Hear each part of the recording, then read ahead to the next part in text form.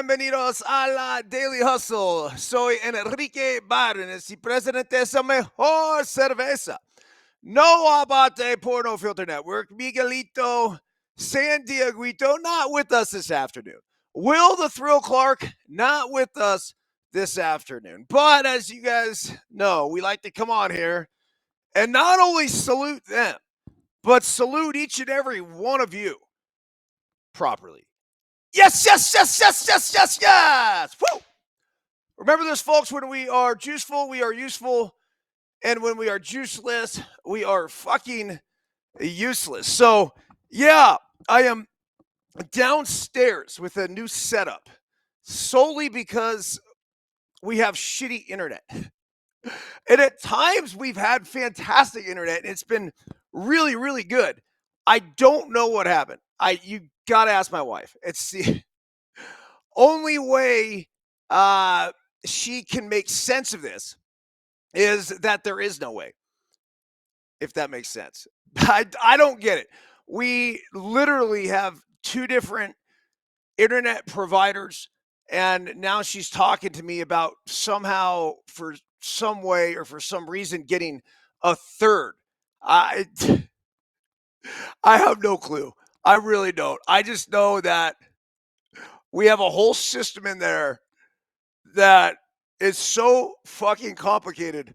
I have no idea. There's certain things I think we're all gifted in life. And as far as being technologically savvy, look, I can deal with it. And there's certain things that, yeah, no problem.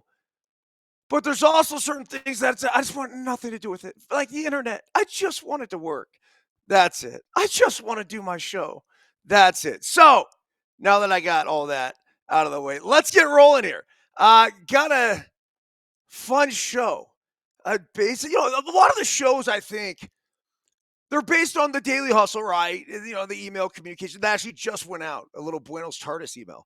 But also what's happening in the sports world and what's happening in the baseball world and everything else. And so, last night, that Niners Rams game gave us a storyline that I'm really looking forward to talk about. I wish I wasn't, well, the right word is, I wish I didn't have to talk about it, but we certainly will. Okay, here is the Daily Hustle email that just went out. If you are not a subscriber, go to ericbyrnes.com, sign up there for the Daily Hustle email. Buenos dias. Oh, and by the way, before we can get into this, let's not forget our title sponsor, Bet Online, the number one online gambling destination for all the latest news, scores, odds, predictions, everything else you would possibly need. It is there. They have in-game betting. They have over 150 slot games, I believe. They have online blackjack, poker, you name it. It is there for you. Bet Online. Don't forget to use the promo code BLEAV, capital B-L-E-A-V, for 50% off your first deposit. Bet Online, the game starts here. Okay, to the email. Buenos Tardes. Today is Friday, December 13th, 2024, and we are now just 12 days until Christmas and the start of Hanukkah. Click link below for fantastic gift ideas that will make you the GGG. Yeah, I just made that up. The greatest gift giver at your holiday fiestas. That is ericbyrnes.com. Daily Hustle quote of the day. Instead of waiting for the storm to pass, we need to learn how to dance in the rain. Daily Hustle translation. Went down to the PPA Finals pickleball event in San Clemente last weekend and played singles the first day and doubles the next. After starting off with a commanding 11-5 victory in my first game, I had a 3-0 lead in the second, but for whatever reason, the wheels fell off. And not only did I lose the second game, but lost a third as well. That sent me to the loser's bracket where I won my first match, but then lost my next match. And that was it for the double elimination tourney. I didn't feel like I deserved to take the courtesy shuttle back, true story, to where my car was. So I ran multiple miles back to the car, contemplating what the fuck just happened. I don't train a ton of singles, but I had been playing very well. And in the few practice matches leading up to the event, I thought I actually had a chance of winning the thing. The good news was I didn't have much time to sulk though, because I had an amazing night planned and doubles early the next morning. I went back to my buddy's crib. We poured some fine tequila, ate top end salted meats, and per usual, shared incredible fellowship breaking down life, solving world problems. Before we knew it, it was 3 a.m. and I had to be up in 2 hours to get back to the tourney. When we started our first match, there was this sense of calm that came over me, and it was on. Yes, I trusted my partner, Keith, who was a hell of a player and a savage on the pickleball court. But most importantly, even after my failure in singles the day before, I trusted myself. Professor AB, why would you possibly trust yourself after that embarrassing dogshit singles performance? Well, good morning, Mr. Supersoft, or should I say good afternoon? I trusted myself because not only did I trust my pickleball abilities and training, but because of my meh performance the day before. I felt like I was much better prepared to deal with the storm whenever and however it would inevitably arrive. Sure enough, just about all of our matches were absolute battles, with all but one going to a third game in the 2 out of 3 format. When the dance was over, Team No Filter Network, that's just Keith and I, took down the entire 2017 4.0 division, and we came home champions with a PPA Finals gold medal. How did we pull it off? Well, at the end of the day, instead of fighting the storm or wishing it would never come, we simply embraced the elements and learned how to dance in the fucking rain. No, not cricket. No one this one. Yay! P.S. Click pick below for IG posts and blue link for special Friday afternoon deuces wild daily hustle. So there you go. Yeah, incredible weekend. Last weekend, I really enjoyed ourselves. I think it had a little bit of everything. And, we so often will go through that failure and you're questioning all sorts of things, including your own ability. But as far as I'm concerned, I don't question my ability. I will question my execution, and I think that was it. And I also was questioning after the singles, let's call it debacle, whatever, but I gave it away. And then when the storm came and I floated a couple balls out, it was just a couple balls. It wasn't that big of a deal. But when I floated these balls out, I'm like, oh shit. So I was up 3-0. And then next thing you know, I'm down like 5-3 and kind of panic set in. And so I'm like, oh no, I'm going to lose this game. And if I lose this game, I could lose the next game. And my mind just went into a very twisted place. And so learning from that the next day, say Keith and I, for example, we won our first game in our first match, and then we dropped our second one. But he knew and I knew, we both kind of looked at each other. We're like, we're good. And then we went into the third game and freaking destroyed them. And our whole point is that we had the confidence. We knew that even if we make a couple mistakes, that's not a big deal.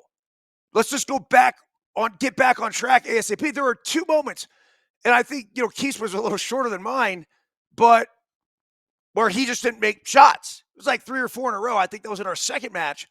And then in our semifinal match, I swear to you, I gave up like 6 points in a row.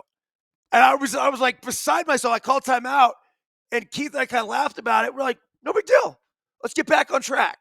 And for the most part, other than those 2 little areas, I don't think we had many unforced errors at all.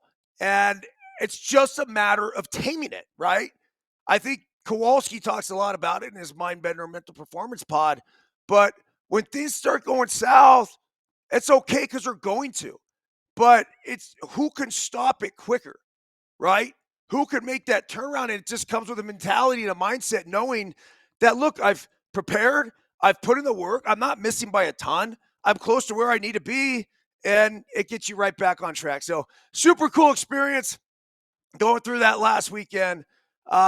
Definitely awesome to have a partner like Keith by my side, and that was his first PPA tourney, which is pretty cool. So this dude has played in one PPA tourney ever, and he took home gold. So needless to say, the graduation day from 4.0 is finally arrived. So looking forward to moving up in the level here. All right, De'Vondre Campbell. Like, I don't know if you guys knew this guy's name before last night, but I sure as hell did. Had no fucking clue who this guy was. And the issue was this, is last night you had the Niners playing for their lives. And De'Vondre, and I hope I'm even saying it right, apparently was asked to go into the game. And he said no mid-game and then walked off the field. So let's get into this. I want to get some of these details right. It says in the aftermath of the unforgettable 12-6 loss to Los Angeles Rams on Thursday night, a defeat all but officially eliminates them from playoff contention. 49ers coach Kyle Shanahan revealed a veteran linebacker, De'Vondre Campbell, refused to enter the game in the third quarter and walked off the field. 49ers teammates had plenty to say about Campbell after the game.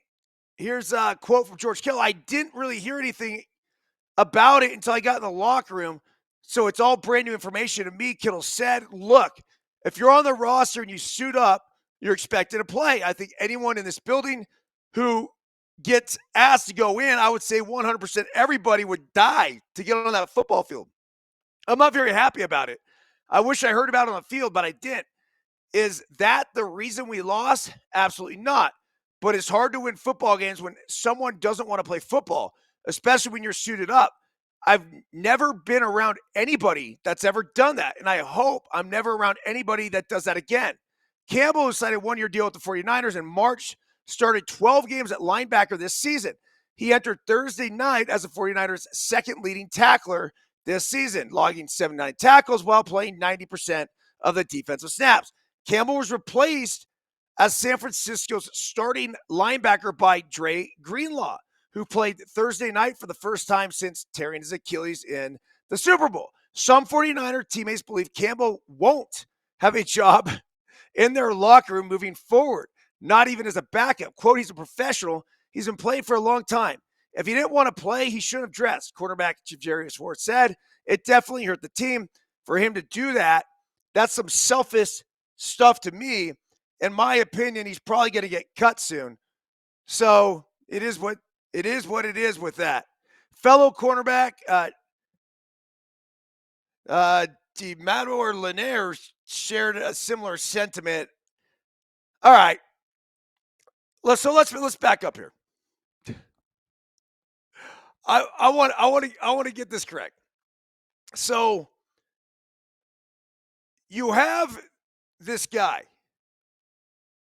De'Vondre Campbell, who has started every one of the games at linebacker for the San Francisco 49ers this season. He's played 90% of the snaps. He's the second leading tackler. And yeah, I mean, as a casual Niner fan slash NFL fan, never heard his fucking name. No clue. No idea who this guy is. And so Dre Greenlaw, I do know who he is because this is a dude that tore his Achilles in the Super Bowl. And he came back last night, and that put Campbell on the bench. Well, Greenlaw then was dealing with some soreness. So he comes out of the game. They ask Campbell to go into the game, and he refuses. He then packs his shit up and goes to the locker room. This is one of the worst acts that I've ever seen on any sports field at any level. What a selfish fucking prick. There's no other way to put it. And I don't care what he says. It doesn't matter to me. There's no way to Explain your way out of this one. There's zero chance he plays another day for the San Francisco 49ers. And I'm going to go so far as to say, I think there's zero chance he plays another day in the NFL. He just committed career suicide. Now, unless he's dealing with some sort of mental health issues, I have zero empathy at all. I am shocked as a former professional athlete to think something like this would ever happen. Now, it has happened a couple times before. I'm not going to get into those scenarios. There was an Antonio Brown thing, but look, the way this one happened, I just think might have been worse than all of them. And the reason being is that the Niners are fighting for their playoff lives. They had one of their brethren go down. And a guy who was coming back from an Achilles surgery, a torn Achilles. So you had to know, like, yeah, I might start on the bench, but sure, I'm ready to go. I'm ready to take my snaps. I mean, good golly. What an absolute fucking embarrassment to humankind. It's just awful. I really was. It's an embarrassment to the San Francisco 49ers. It's an embarrassment to the NFL. It's an embarrassment, obviously, to this guy. It's embarrassment to his family. Everybody involved. It's bad. Onward, upward. I mean, I'm all about forgiving. I can forgive all I want, but it doesn't matter because I believe there's zero chance he plays another day of football. Not in this country. I just more than anything, I feel bad for the dumbass decision he made. How can he not have better mentors in his life, whether it's a coach, whether it's the players? I almost put part of it on some of the other San Francisco players, like his fellow linebacking core. Like, you can't talk sense into this guy? Seriously? Is it that hard? And the dude's on a 1-year deal. So you're just going to walk away from that? And these guys, they don't have guaranteed money. So you're getting paid from game to game. That's how I understand it. Just brutal. Fucking brutal. About as brutal as the Niners performance. Actually, more brutal than their Niners performance yesterday. And I thought it could get more brutal than that. This was certainly it. So Niners are done. All right, other news. This is a good one. Colorado State football lands their first transfer of the offseason. His name, Rocky Byrnes. This is incredible. A player named Rocky Byrnes in Fort Collins. A perfect fit. Byrnes, one of the first ones on the college football best names list, has committed to transfer to Colorado State football team. He's the first transfer into CSU of the offseason after the portal opened December 9th. He announced his commitment on Instagram on Thursday. Byrnes is a 6'5", 234-pound tight end transferring from Florida International. He was at FIU in 2023 and 2024 after playing the 2022 season at Air Force. Interesting. So Air Force is in Colorado Springs, so he's back to Colorado.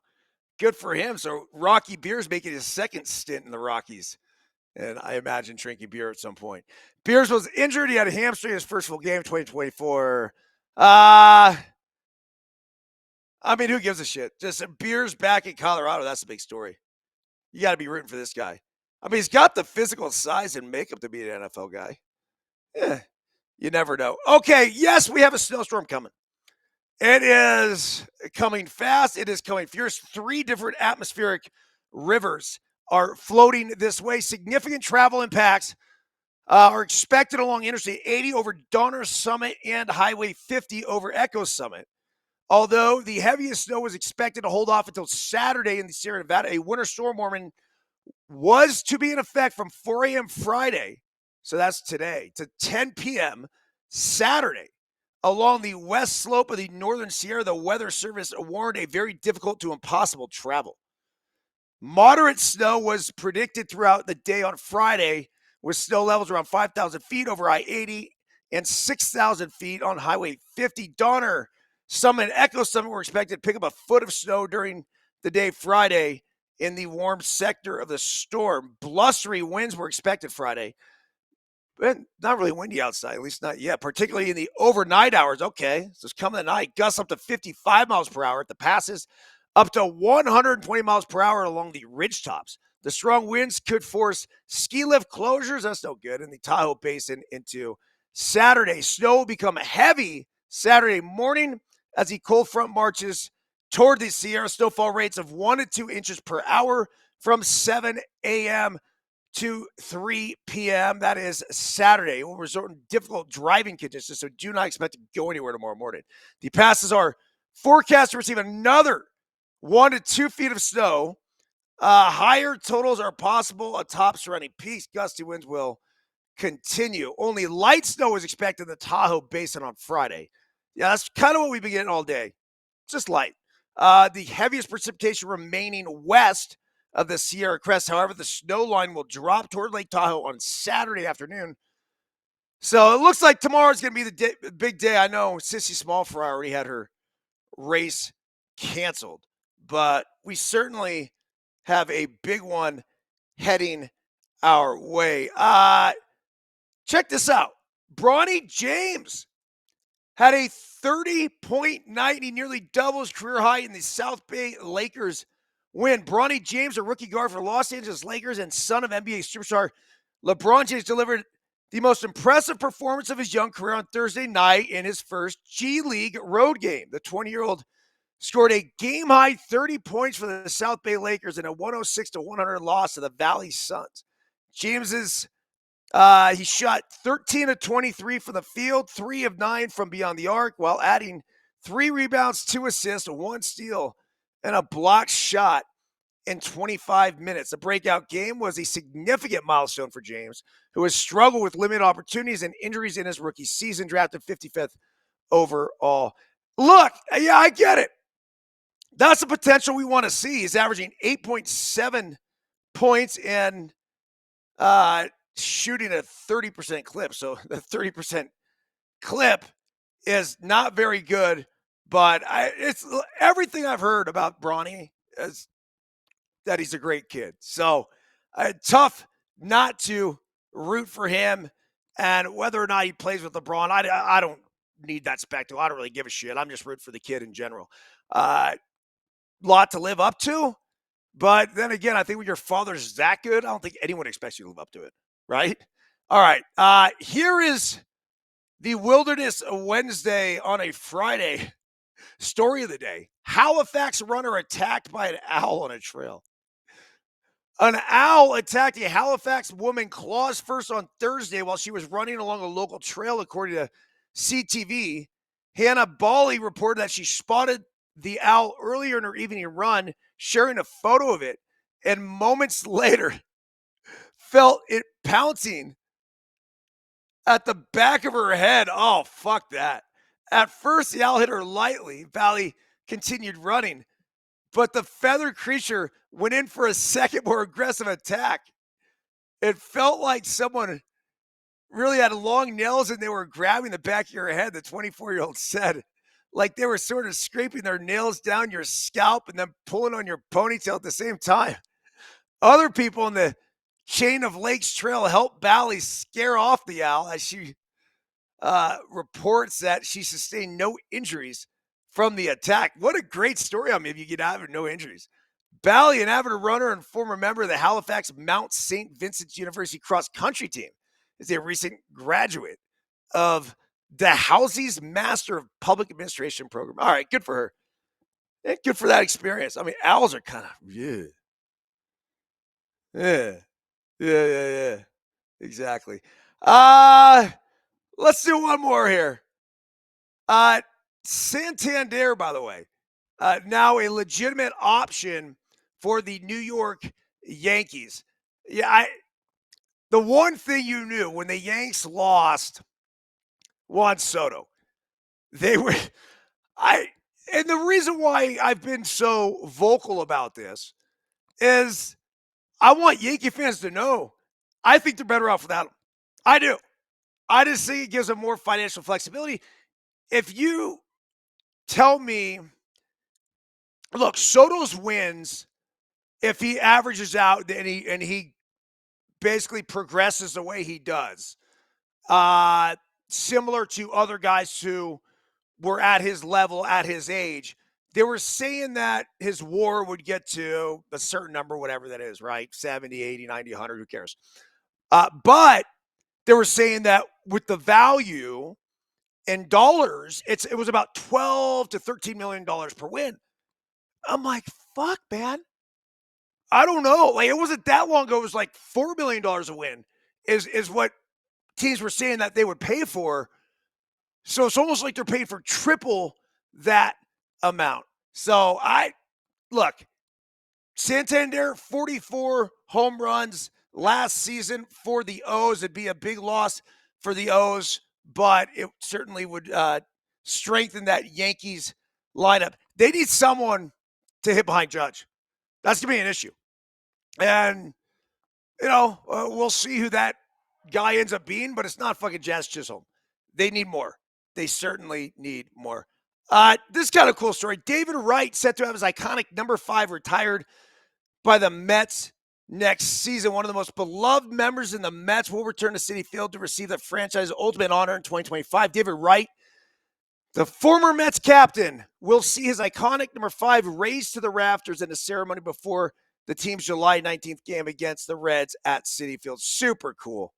MLB.com's Anthony Como was the first to report the news of the Mets honoring Wright, the star third baseman who spent his entire career with the Mets between 2004 and 2018, will be the 10th individual to have his number retired by the Mets and the 35th member of the Hall of Fame. A former first-round pick in 2001, he went on to have one of the best all-around careers for the franchise on this side of the millennium. He was a 7-time All-Star, 2-time Gold Glove Award winner, 2-time Silver Slugger. Wright finished inside the top 10, the nationally most valuable player voting 4 times, finishing as high as 4th in 2007. Anyone have an idea who was 11th in that voting? Damn right. He had 325 with 30 homers, 107 RBIs, 113 runs scored, and 42 doubles. After a 14-year career with the franchise, Wright holds numerous Mets franchise records, including hits, 1,777, runs, 949, RBIs, 970, total bases, 2,945. Wright's 49.2 B-WAR is the best among position players in franchise history and only trails Tom Seaver's 78.8 for the franchise's top mark. Wright's 242 home runs are the second to Darryl Strawberry for most in the history of the Mets. Wright was on the trajectory to potentially reach the Hall of Fame, but saw his career cut short by nagging back, shoulder, and neck injuries. In his first full year on the Hall of Fame ballot in 2024, he received just 6.2% of the vote, ensuring he would remain on the ballot for at least one more year. Yeah, that's not going to happen. I love David Wright. He just doesn't have the bulk numbers. He doesn't. I have no way. He's a good player. Great Met. The fact that he spent his entire career there, you're damn right they should retire his number. They put him in the Mets Hall of Fame. He's not a baseball Hall of Famer. He could have been, and he should have been had he stayed healthy. But part of the Hall of Fame is just you got to play a long time, and you got to stay healthy. So hats off, tip of the cap here, to David Wright for a fantastic career, and I know he spent some time in Mammoth. My guy Matt Toomey tells me, rolls into the restaurant there, and just by all accounts, I've only met him a couple times. I hung with him a couple times, but a great fucking dude. All right, Biggity Biscuit making an appearance in the background and downstairs here. How was your acupuncture, dude? Thumbs up. For everyone listening on Apple, Spotify, if you could do us a favor, we'd really appreciate it if you could leave a review, 5 stars if you're feeling generous.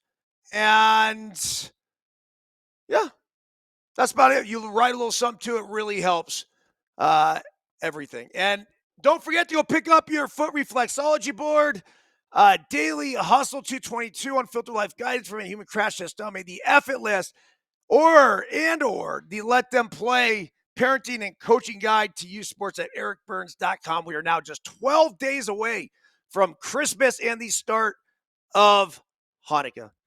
All right, everyone have a fantastic weekend. Hold on a second here. John Davis. Hola, dude. Thanks for joining the afternoon Daily Hustle session, man. All right, have a great weekend. We'll be back at you guys on Monday. That's it. Maybe from down here. I don't. Well, you know what we want to call this: the basement, the dungeon, whatever. It's kind of cool down here, though. All right. See ya.